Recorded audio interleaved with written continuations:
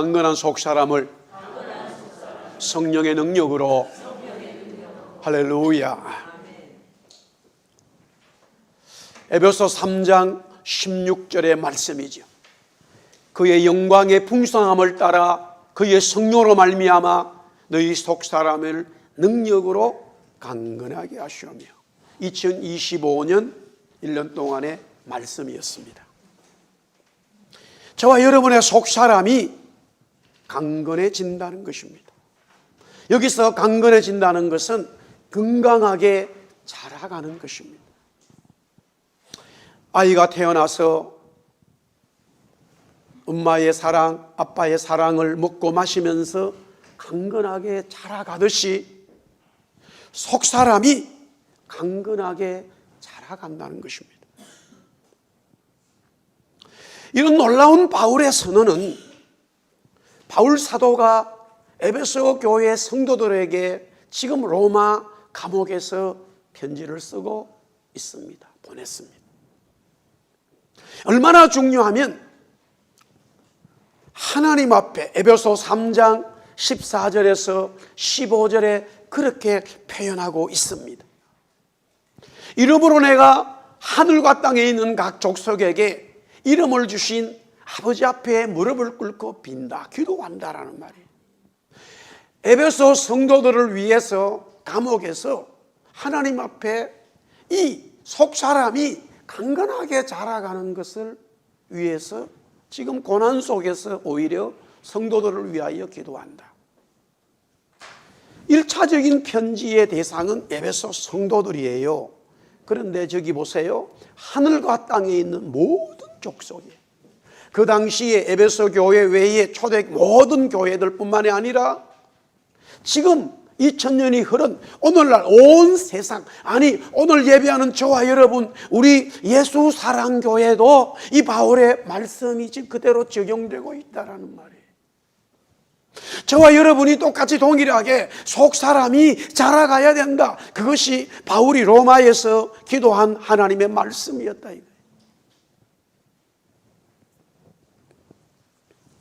속사람이 강건해져야 된다. 그런데 속사람을 어떻게 강건하고 왜 강건해야 되느냐 중요한데, 먼저 그 속사람이 있다면 그 사람이 있다라고 바울은 이미 고린도 교회에 편지할 때 말씀하셨어요. 고린도후서 4장 16절에 보니까 그러므로 우리가 낙심하지 아니하노니 우리의 겉사람은 낡아집니다마는 우리의 속사람은 날로 새로워진다. 속사람이 있으면 겉사람이 있고 겉사람이 있으면 속사람이 있다라는 거예요. 그리스도를 고백한 사람에게는, 그리스도가 나의 구세주입니다라고 고백한 사람에게는 겉사람 속에 속사람이 생성이 된다는 거예요. 겉사람은 우리의 육신입니다.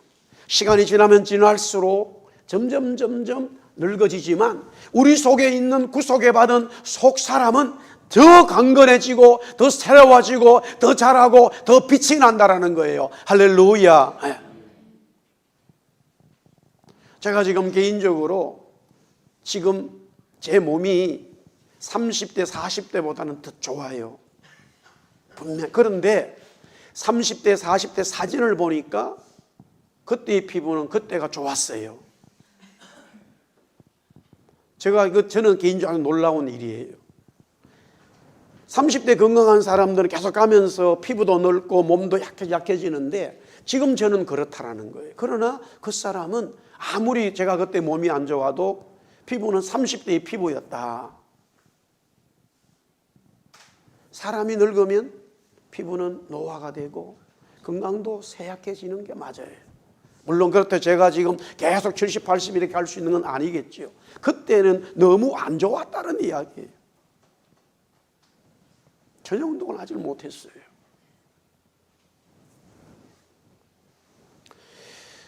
구속받은 하나님의 사람들은 다 일반 모든 사람들처럼 그 사람은 낡아집니다. 물론 이것도 그리스도의 재림이 왔을 때 우리 그 사람도 새로운 창조의 역사를 경험해요. 믿으십니까? 하나님이, 주님이 새로운 우리의 그 사람을 만드신다라는 거예요. 그러나 일반적으로 우리는 그 사람은 늙어집니다. 그렇지만 속사람은 구원받은 속사람은 시간이 지날수록 계속적으로 자라가고 새로워지고 하나님의 창조의 역사에 동참한다는 거예요. 그래서 에베소 4장 24절에 이렇게 바울은 계속적으로 말씀하고 있어요. 우리 한번 같이 읽습니다. 시작. 하나님을 따라 의와 진리의 거룩함으로 지으심을 받은 새 사람을 입어라. 속 사람을 다른 말로 새 사람이라고 얘기한 거예요. 속 사람을 다른 말로 새 사람. 똑같이 골로새서 3장 10절에도 말씀하고 있었습니다.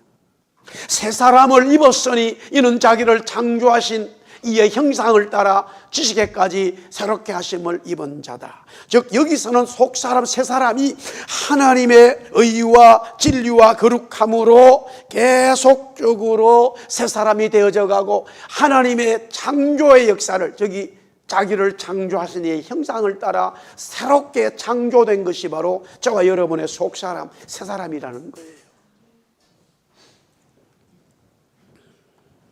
그러니 당연히 이 속사람이 새 사람이 계속적으로 자라가야 되는데 건강하게 자라가야 되죠. 부모가 아이를 낳았을 때에 자라가는 것은 자라가는데 건강치 못해도 문제가 있고 아이는 건강한데 또 자라가지 않는 사람이 있어요. 키가 더 이상 크지 않아요. 다른 모든 기관은 이상이 없는데 키가 크질 않아요. 또 그것 또한 문제죠. 강건하게 건강하게 자라가야 된다. 그것이 자녀들이 자라갈 때 부모는 너무너무 감사하죠. 이번에도 아이들 발표하면서 이렇게 보고 또 연습하는 거 보고 얘기하다 보니까 야, 시간이 훅 지나가 버렸어요. 얼마나 아이들이 많이 자랐는지. 다 저의 키를 넘어가 버렸어요. 막 추월을 다 하는 거예요. 저도 상당히 키가 작은 키는 아닌데 제가 2m는 안 되지만 막 다 추월해 가는 거예요. 막 자라가는 거예요.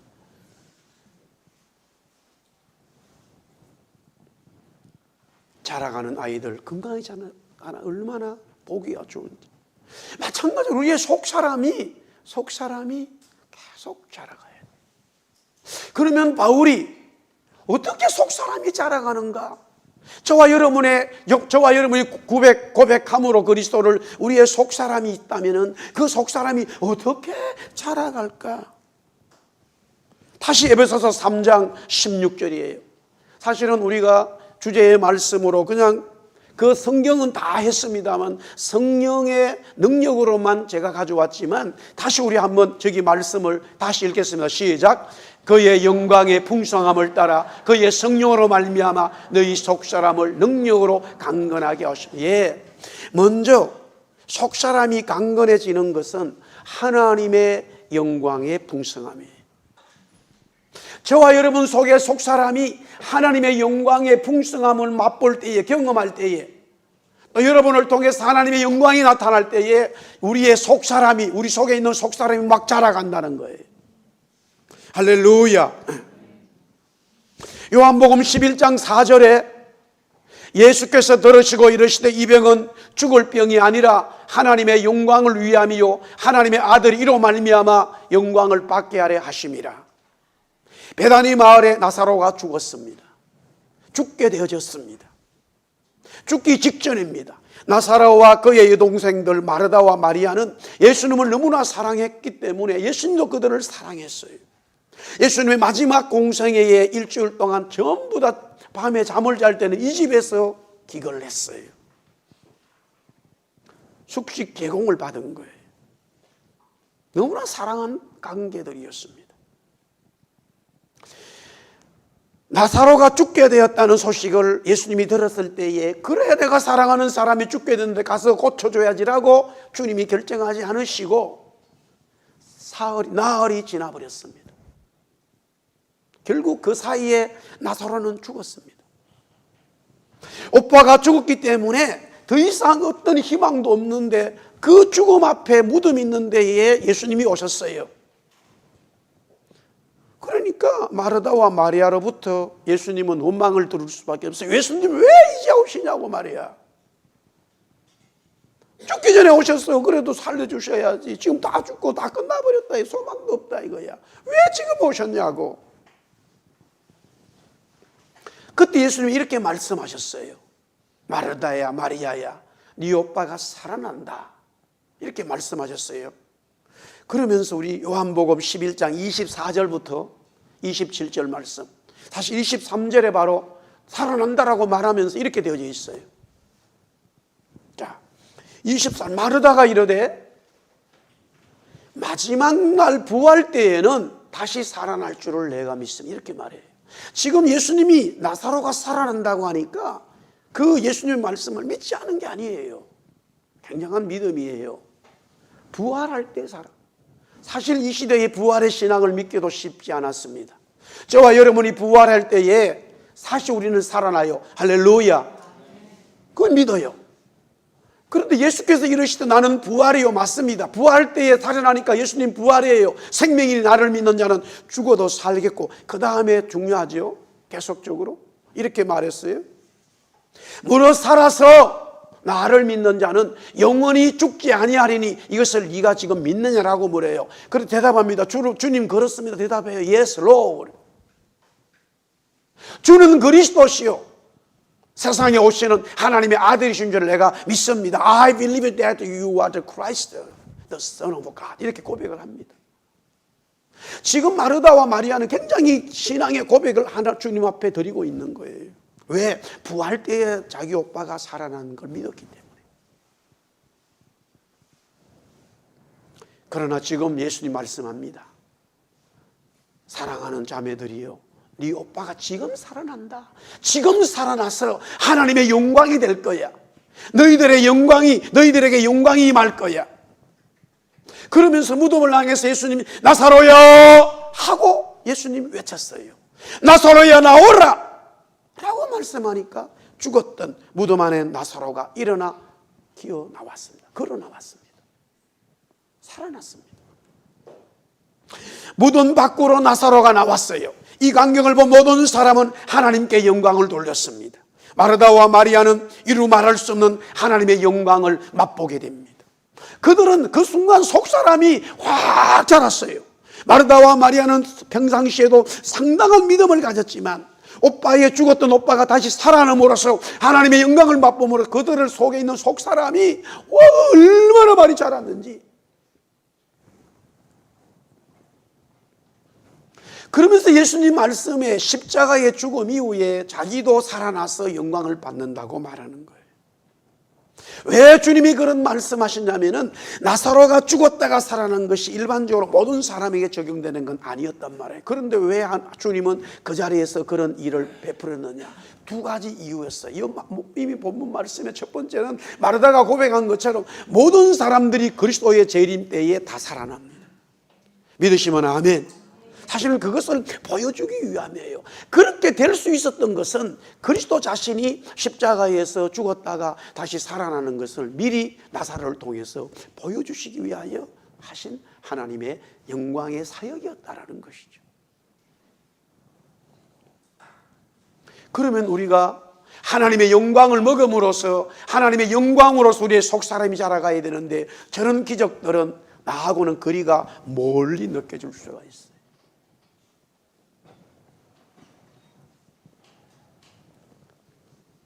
초창기에 어떤 분이 왔습니다. 이미 다 검사했어요. 암이 걸렸다 이거예요. 그리고 다음 주에 이제 수술을 받아요. 얼마 안 있으면 죽어요. 제너럴 호스피탈에 다 이제 수술 날짜를 잡아놓고 왔어요. 금요일 저녁 기도할 때에 하고 그분이 주일 지내고 월요일 날인가 갔는데 이미 의사들은 다 사진을 보고 있었기 때문에 바로 수술실에서 그분의 갈랐어요. 몸을 갈랐어요. 수술하기 위해서. 그런데 그 많던 시커멓게 죽었던 이 암덩어리는 없어졌어요. 치료됐어요. 하나님의 영광이 그분에게 임한 거예요. 저와 우리 교회가 기도했기 때문에 아니에요. 물론 기도했지요. 더 중요한 것은 하나님이 그 영혼을 살리기 위해서 전혀 예수를 믿지 않은 분이었어요. 하나님의 영광이 그분에게 임함으로써 복음의 영광을 그래서 그 속에 평생 속 사람 없이 그 사람으로 살아가던 인생에 성공하고자 하는 그 삶이 이제는 정리가 되고 속 사람으로 살아라 라는 하나님의 메시지였어요. 우리는 하나님의 영광을 먹으면서 자라가는데 그런 것들은, 그런 일들은 보통 사람들에게 일어날 수 있는 아니에요. 물론 우리가 평생 살면서 한두 번 그런 기적적인 일들을 많이 경험할 수 있지만 평상시에 일은 아니단 말이에요. 그러면 우리 일명 우리 시골에 살 때에 5일장이었기 때문에 그걸 대목장이라 그래요. 그런데 특별히 추석이 있고 설날 오면 그때 장을 보는 거예요. 요사이는 일일 매일매일 장을 볼 수가 있다 이 말이에요. 그러면 매일매일 하나님의 영광을 경험하면서 우리의 속사람이 자라가야 되는데 당연히 하나님 말씀하고 있죠. 고린도전서 10장 31절에 똑같은 바울이 이렇게 말하고 있어요. 그런즉 너희가 먹든지 마시든지 무엇을 하든지 다 하나님의 영광을 위하여라. 우리가 먹고 마시는 것이 다 하나님의 영광이 될 수 있는 거예요. 이거는 일상적인 우리의 삶이에요. 누구나 다 속해져 있어요. 요사이는 아침에 보면은 인사할 때 이제 달라졌어요. 여기서는 특히 우리 굿모닝, 하와이유, 굿디시유 뭐 인사합니다만은 지금 우리 한국에도 아이들이 이제 인사가 달라졌어요. 우리 어릴 때는 그런 인사 안 했어요. 아침에 어떻게 인사했어요? 아침에 가다가 어른을 만났어요. 어떻게 인사해요? 진지 잡수셨어요. 그게 인사야. 친구 보면 밥 먹었나? 왜 밥 먹지 못하는 사람이 너무 많았기 때문에 아침 못 먹은 사람들이 너무 많았다니까요. 아침을 탁 차려놓고 먹고 학교 가고 일하는 사람 보통 집들이 아니에요. 보통 굉장한 집들이야. 그러니까 인사가 맨날 진지 잡수셨습니까? 그 인사야. 그래서 조금이라도 뭔가 있으면 아이고 우리 집에 가서 그냥 같이 그냥 숟가락 한 개 있으니 같이 먹고 가라고 그런 넉넉함이 있었어요. 건강치 못했어요. 그런데 우리가 삶이 먹고 마시는 것 자체가 이제는 성경이 말해요. 먹고 마시는 것이 하나님의 영광이에요. 이야, 이것은 나사로가 살아난 것은 나에게서는 멀리 있을지 몰라도 먹고 마시는 것은 내가 할 수 있는 거예요. 늘 있는 일이에요. 아멘. 예, 먹고 마시는 것이 하나님의 영광이에요. 똑같은 물을 마시고 똑같은 브레이크파스트를 먹고 하더라도 하나님께 감사하고 하나님의 지켜주심에 감사하고 하나님을 위해 살겠다는 결심이 있고 기도가 있는 그것이 그 음식을 먹을 때에 물을 마실 때에 커피 한 잔에 우리의 속사람이 막 자라간다는 거예요. 할렐루야. 이 얼마나 놀라운 말씀이에요. 먹고 마시는 것 자체가 다 하나님의 영광. 그렇다면 우리의 모든 삶이 다 하나님의 영광으로 충만해져 있다는 말이에요. 물론 문제는 그것을 인식하고 있어야 된다는 사실이에요. 인식하고만 있다면 먹고 마시는 모든 일이 다 하나님의 영광이 되기 때문에 구속받은 우리의 속사람은 막 자라가는 거예요. 그 다음에 계속해서 우리의 속사람이 어떻게 강건하게 자라가는가? 성령님의 능력이에요. 성령님의 능력. 에베소 3장 16절 같은 말씀입니다마는 그의 성령으로 말미암아 우리의 속사람이 하나님의 영광의 풍성함과 함께 하나님의 성령의 능력이 우리를 강건하게 만들어 주신다는 사실이에요. 이거를 쓰고 있는 바울은 피박자였어요. 하나님의 성령을 몰랐어요. 박해자였습니다. 그래서 그가 다마스쿠스에서 예수 믿는 분들을 잡기 위해 또 자기가 출동한 거예요. 가는 중에 약 20km를 남겨두고 다마스쿠스 앞에서 말을 타고 있던 이 바울이 하나님의 아들 그리스도를 만나면서 꼬꾸라지게 됩니다. 본인은 주의 영광 속에 있고 성령의 은혜를 경험하는데 주위 사람들은 몰라요. 쓰나미가 오면은 예외가 없어요. 만약에 우리가 예배 드리는데 이 자리에 지진이 나면 예외가 없습니다만 하나님의 성령의 역사는 희한한 게 있어요. 한 사람은 똑같이 두 사람이 있는데 한 사람은 은혜 받고 한 사람은 전혀 뭔지를 모르는 이런 영적인 세계가 성령의 역사예요. 한 사람은 막 통에 자복하면서 엄청 성령의 은혜를 경험하고 할렐루야 내가 잘못 살았습니다 주님, 눈물 콧물이 흐르면서 남은 인생 주님 위해 살겠다고 고백이 나오고 두 손 들고 찬송이 나오고 하나님께 헌신이 나오는데 그 옆에 앉아있는 사람은 뭔지를 모른다 이거예요. 이것이 바울이 다마스쿠스 가다가 일어난 일이었어요. 그의 인생의 터닝 포인트가 일어났어요. 대체 이게 뭐지? 내 인생 이게 뭐지? 고민하지 않을 수 없는데 직가라고 하는 그 시내에 들어와서 금식하면서 더 성령의 은혜가 뭔지 주님 뭔지를 알기를 원하고 금식으로 기도하고 있었어요. 그럴 수밖에 없죠. 앞이 잘 보질 않으니까. 하나님의 빛이, 그리스도의 빛이 그를 확 비췄기 때문에 이때 하나님은 아나니아를 통해서 이제 거기에 보내게 됩니다. 이렇게 되어져 있어요. 사도행전 9장 17절 18절에 보니까 아나니아가 떠나 그 집에 들어가서 그에게 안수하여 이르되 형제 사울아 죽어 네가 오는 길에서 나타나셨던 예수께서 나를 보내어 너로 다시 보게 하시고, 우리 한번 따라합시다. 성령으로 충만하게 하신다니. 예, 그렇습니다. 바울은 성령의 은혜를 받으면서 그 속사람이 확 달라져 인생이 다른 삶을 살아가게 되는 거예요. 성령의 능력으로 그는 변화되어진 속사람을 가지게 되었어요. 자라가게 되어졌어요. 처음에는 사람들이 헷갈렸습니다. 박해를 하러 어떤 사람이 복음을 전하니까 저거 정말로 이쪽에서 그리스도인들은 정말로 주님 믿은 거야 의심의 눈초리를 보고, 이쪽에서는 갑작스레 저렇게 왜 배반이 됐어, 배신자가 됐어, 이런 눈초리고, 그 중간에 있는 이 변화된 모습은 바로 성령으로 속사람이 변화됐기 때문이죠. 다시 말씀드립니다. 우리의 속사람은 겉사람과 달리 자라가야 되는데 하나님의 영광으로 자라가고 성령의 능력으로 자라가게 되어 있다. 할렐루야. 그러면 바울사도는 왜 저와 여러분의 속사람이 자라가야 되느냐, 강건하게 자라가야 되느냐, 그 이유를 오늘 말씀하고 있어요. 에베소 3장 17절에서 오늘 본문 18절의 내용이죠. 그리스도께서 너희 마음에 계시게 하셨고, 이것은 그리스도의 임재 내주입니다. 그리스도가 저와 여러분 속에 내주하시기 위해서 자라가야 되는 거예요. 또한 뭐냐, 그리스도의 사랑을 더 많이 알기 위해서, 그리스도의 사랑을 더 많이 알아가기 위해서 속사람이 계속적으로 자라가야 되는 거예요. 자녀가 커서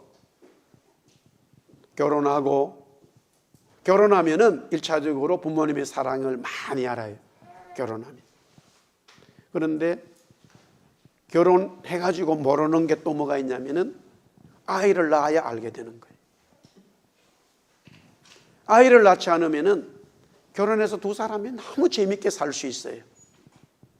그런 아이가 태어난 그 순간부터는 모든 산산조각이 납니다. 어지럽지고 신경이 쓰이고 복잡해져 힘들어져요. 그때서 점점 우리 엄마가 얼마나 힘들었겠나 깨닫게 되는 거예요. 계속 부모의 사랑을 알아가는 거예요. 우리의 속사람도 마찬가지예요. 내 속에 그리스도가 내재해 계시는 걸 인식해야 되고, 그분에 대해서 내가 많은 사랑을, 구속받은 사랑, 함께하는 사랑을 점점 알아가기 위해서 우리의 속사람이 강건하게 자라가야 된다는 거예요. 조금 더 그리스도의 내주에 대해서 한번 보겠습니다. 사도행전 19장 11절에서 12절이에요. 같은 바울의 얘기입니다. 이렇게 되어져 있어요. 우리 한번 같이 읽습니다. 시작. 하나님이 바울의 손으로 놀라운 능력을 행하게 하시니 심지어 사람들이 바울의 몸에서 손수건이나 앞치마를 가져다가 병든 사람에게 얹으면 그 병이 떠나고 악귀도 나가더라. 이 병을 치료할 때에 손을 넣고 무언가 행동적인 것도 있어야 되지만 전혀 바울은 그러지 않았어요. 지금 저기 내용은요, 바로 이 에베소 교회를 세울 때의 이야기였어요. 바울이 에베소 교회를 개척할 때 일어난 사건들이에요. 하나님의 그리스도의 내주가 그리스도께서 그 속에 얼마나 강하게 내주 있었기 때문에 아무것도 하지 않았는데도 하나님이 역사하시는 거예요. 우리 한번 따라합시다. 그리스도의 내주는 하나님의 내주다. 그리스도가 임재한 것은 하나님이 임재하신 거예요. 같은 의미예요. 그래서 무언가 하지 않았는데 그냥 가만히 있는데도, 아무것도 하지 않았는데도 그리스도가 그 속에 강하게 내주해 있으니까 그 사람을 통해서, 그 성도를 통해서, 교회를 통해서 하나님의 역사가 막 나타나는 거예요. 할렐루야. 그리스도의 내주예요. 우리의 속 사람이 자라가면 그런 일이 벌어지는 거예요.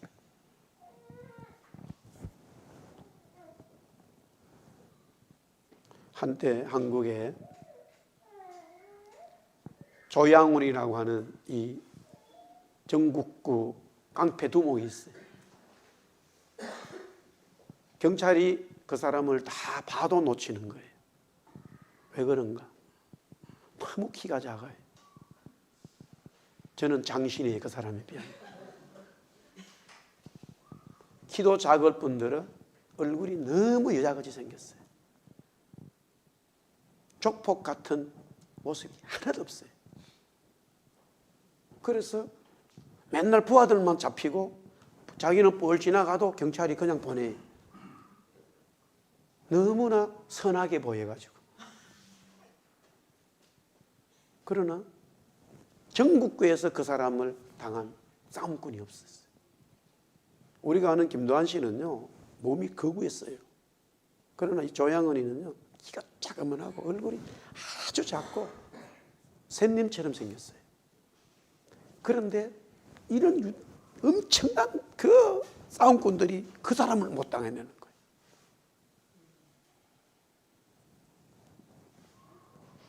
그 사람이 예수 믿는 일이 벌어지잖아요. 그래, 우리는 너무나 사람들을 평가할 때 잘못하는 게 사람들 너무 많아요. 내가 연약하고 부족하고 아무것도 할 수 없어도 그리스도가 그 속에 계시면은요, 이 사람은 세상이 감당할 수 없는 능력이 나오게 돼 있어요. 할렐루야.